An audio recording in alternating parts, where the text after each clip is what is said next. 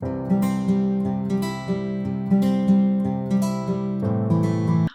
bienvenidas a la entrevista de hoy. Hoy tenemos una entrevista muy bonita, muy especial sobre nutrición, sobre alimentación y está conmigo Sara. Ella es terapeuta Ayurveda, nutricionista Ayurveda y hoy nos hablará de dietas especial o la dieta que debe seguir un yogi. Hola Sara, bienvenida a la entrevista de hoy. Hola Esther, gracias por tu invitación. Un placer, gracias a ti por estar. Y bueno, antes de empezar la entrevista, si nos quieres explicar un poco cómo entraste en este mundo de la alimentación, de la nutrición ayurveda. Pues a ver, yo la Ayurveda, me enamoré de la Ayurveda en un viaje a la India en el 2006 y, y realmente el primer libro de Ayurveda que llegó a mis manos es un pequeño libro que todavía conservo sobre cocina ayurvédica. Yo sí que había cocinado y me gustaba cocinar y los buenos alimentos siempre me habían atraído un poco porque en mi familia pues había cocinado y tal, y se comía bien, digamos, pero ahí es donde se despertó mi interés por la nutrición en particular y por la ayurveda en general. Desde ese momento, en el 2006, yo creo que no ha pasado ningún día sin que haya estudiado ayurveda o haya practicado ayurveda en alguna de sus vertientes. Entonces, para mí es un poco un enamoramiento, no hay vuelta atrás. Hay gente que les hablas de ayurveda y ni les va ni les viene, y en mi caso es como un amor irrevocable, ¿no? Ujú, qué bonito. Mm. Bueno, pues ahora veremos qué relación tiene, ¿no? La nutrición con estas prácticas espirituales, que está, como sabemos, está todo conectado. Así que bueno, empezamos con la primera pregunta entonces. ¿Cuál es la relación entre nutrición y yoga, o entre comida y prácticas de yoga? Pues a ver, si entendemos, podemos entender yoga de varias maneras, ¿no? Por un lado, en un sentido más amplio, es una filosofía que nos invita a ver la unión entre todos los seres y también partiendo de que hay una unión o podemos a través del yoga establecer una unión con las diferentes partes de las que se compone cada individuo, ¿no? Y la nutrición es una vía por la cual el mundo externo entra a formar parte de nuestro mundo interno, de nuestro cuerpo, ¿no? Tanto el más burdo como el cuerpo más sutil, digamos la mente, por ejemplo. Entonces, a nivel, pero si quieres entender el yoga como la práctica de asanas, está claro que tu nutrición va a tener un efecto sobre tu cuerpo físico y un cuerpo físico en buena forma va a poder practicar, llegar a las asanas de una manera más fácil.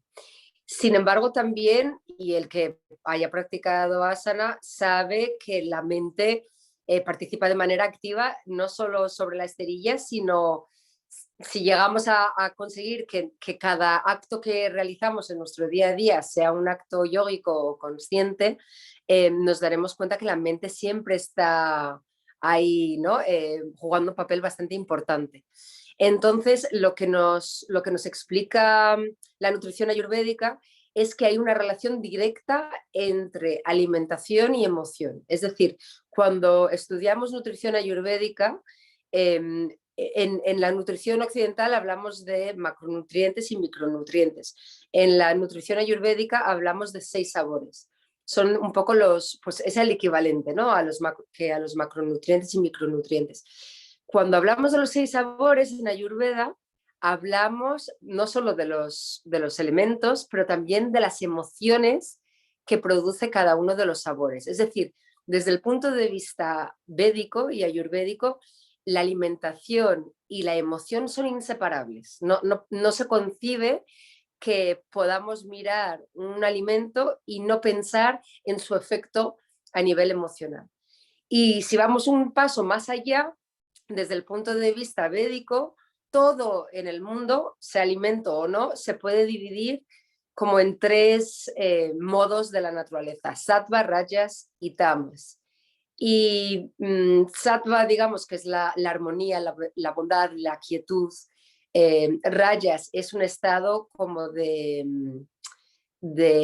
excitación, de pasión, ¿no? De movimiento. Y mientras que esa actividad es interesante, y de hecho todos llevamos a cabo actividades, tiene la potencialidad de volverse incendiaria, ¿no? De explotar. Y Tama, el tercer modo de la naturaleza, es la inercia, la ignorancia, la pasividad, ¿no? Entonces, nosotros hoy estamos hablando de alimentación. Hay alimentos que se pueden clasificar en cada uno de estos tres modos. Y para el practicante de yoga, y en realidad para todo humano que quiera conectarse con su ser, nos interesan mucho más los alimentos de la primera categoría, los sáttvicos, porque nos van a llevar a una conexión mayor con nosotros mismos a través de esa armonía que crean a nivel sutil, ¿no? Entonces, como ves, hay una relación total entre alimentación y yoga. Esa sensación que consigue el yogi o la yogini sobre la esterilla se puede llevar más allá de la esterilla a través de un estilo de vida y alimentación basado en la Ayurveda, ¿no? Muy bien, entonces tenemos que ver la alimentación como algo íntimamente relacionado con nuestra energía y con las emociones, ¿no? No es solo un proceso físico de me estoy comiendo esto, mi cuerpo hace un proceso físico y coge lo que tenga que coger y saca lo que tenga que sacar, sino que también interviene la parte energética, ¿no? Y nos va a afectar a las emociones. Sobre los textos védicos, ¿qué dicen los textos sobre nutrición? Bueno, en general hablan de esto, de una alimentación sátvica, ¿no? Un alimento sátvico, para el que esto sea un concepto nuevo, generalmente yo suelo decir que si tú miras un alimento y ves fácilmente su relación con el sol, seguramente es un alimento sátvico, ¿vale?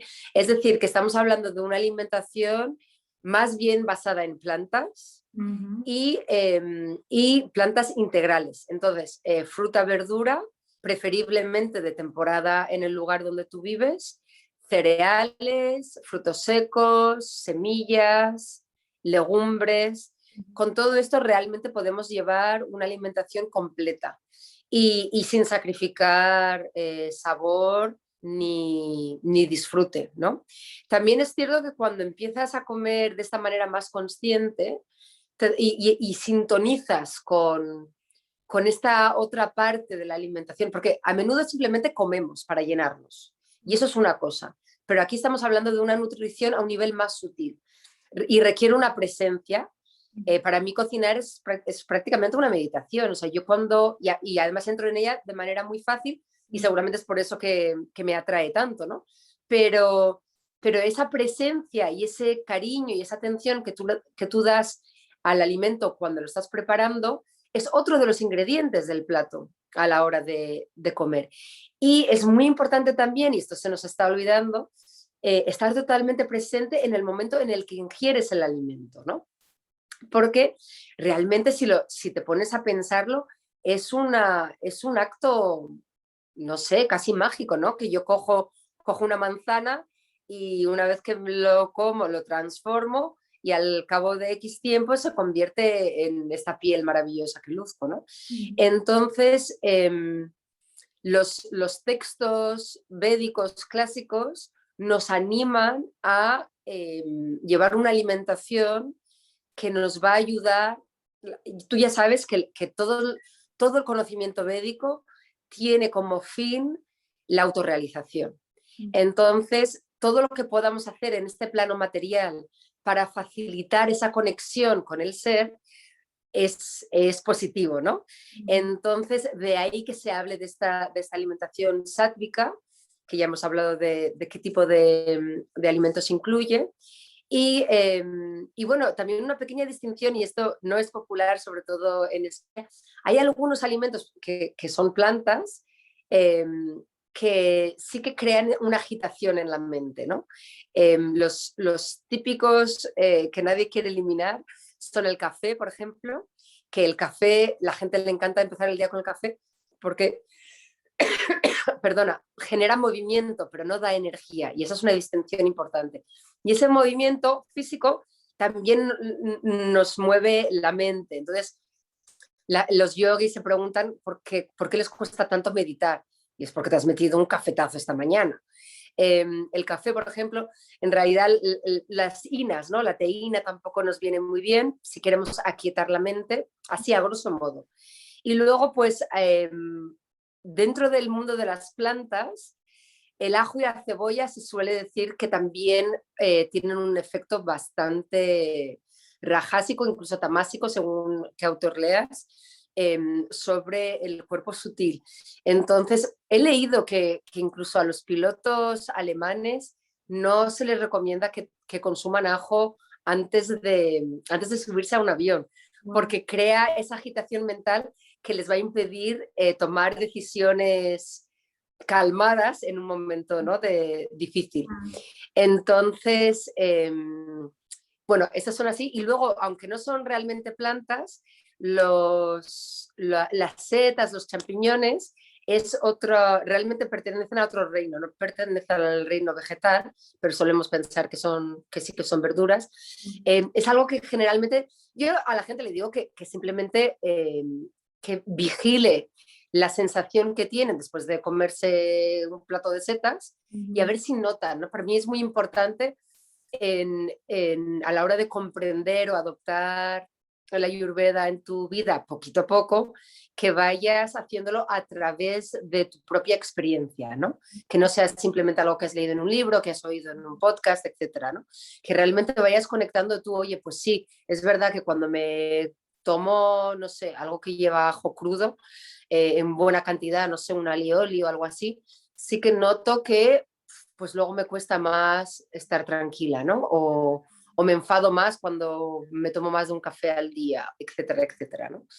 Entonces, bueno, en general sí, los textos védicos nos recomiendan una alimentación. Además es que en la cultura india, de donde provienen los Vedas, todo el estilo de vida está conectado.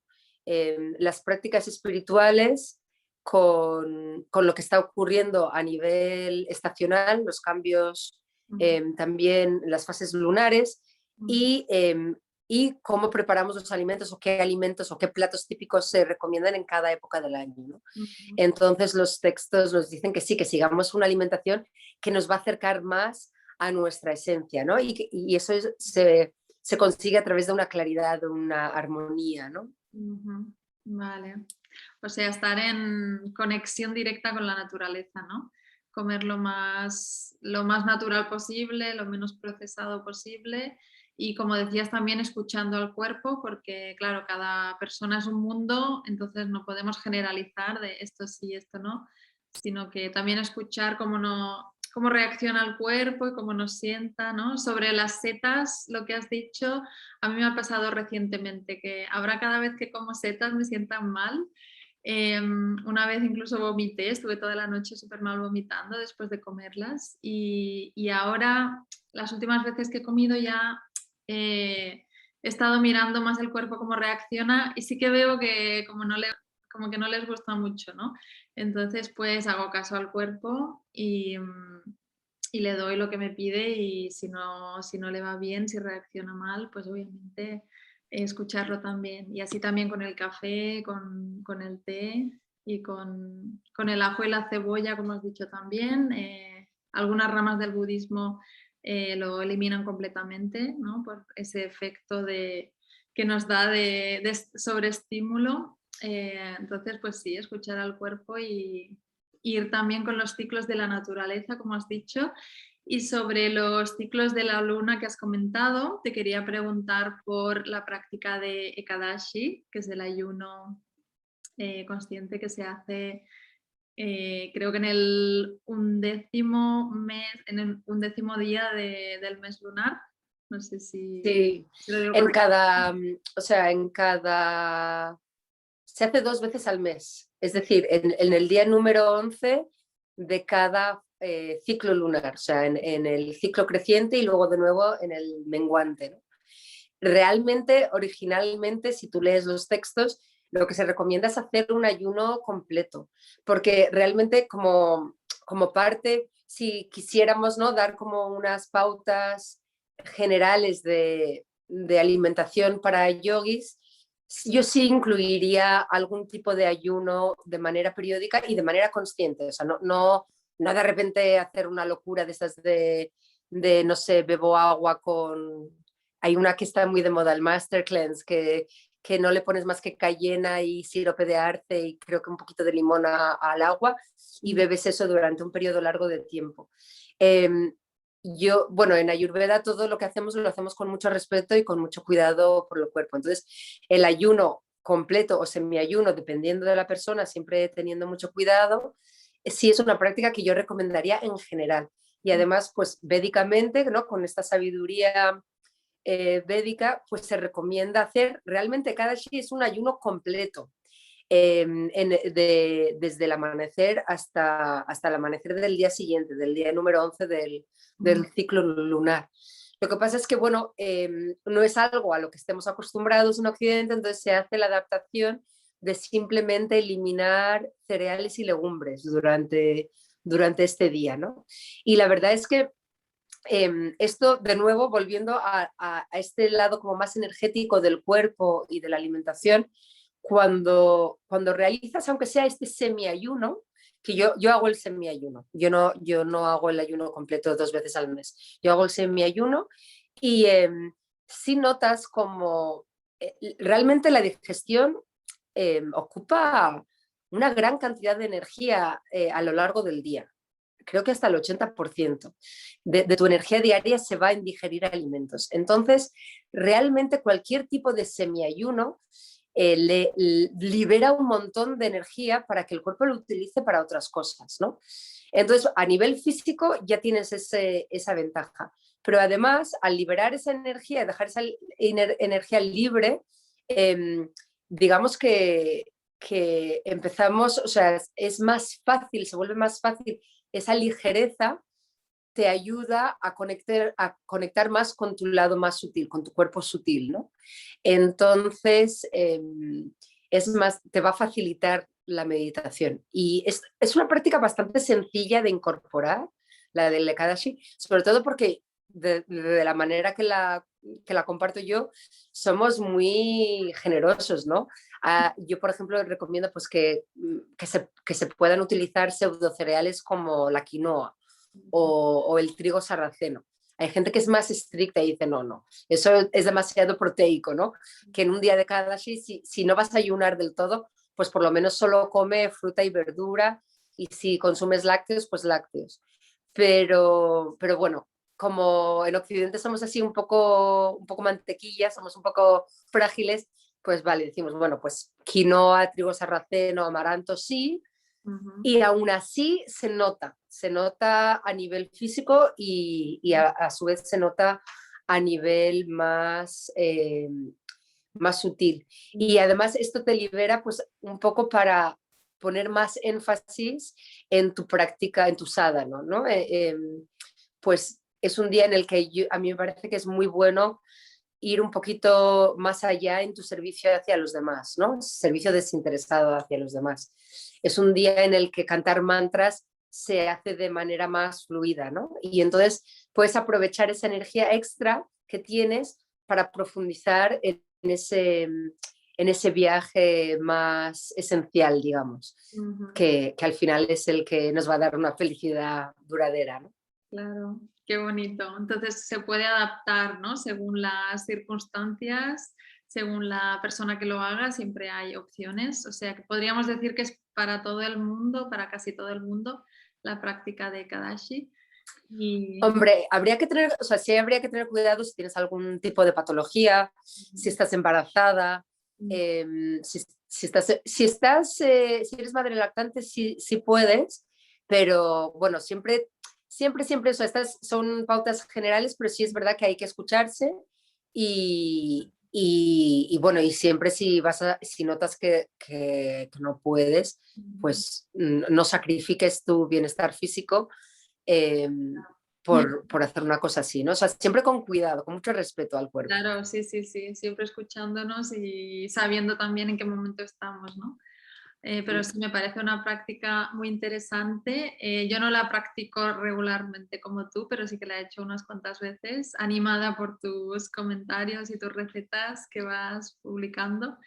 Y sí que es cierto que, claro, es como que aligeras el trabajo al cuerpo, entonces te puedes dedicar a otras cosas más a nivel espiritual y tienes más energía, ¿no? La mente también está más clara. Entonces sí, es una práctica muy recomendable. Y bueno, pues hasta aquí esta pequeña entrevista sobre nutrición y sobre dieta para yogis. Si queréis saber más, aquí está Sara. Debajo de la entrevista os dejo su información para que podáis contactar con ella. Y bueno, ha sido un placer, Sara. Muchas gracias por compartir tus conocimientos sobre este tema. Gracias a ti, Esther, pues por abrir este espacio. Yo encantada de hablar contigo siempre. Gracias, un placer.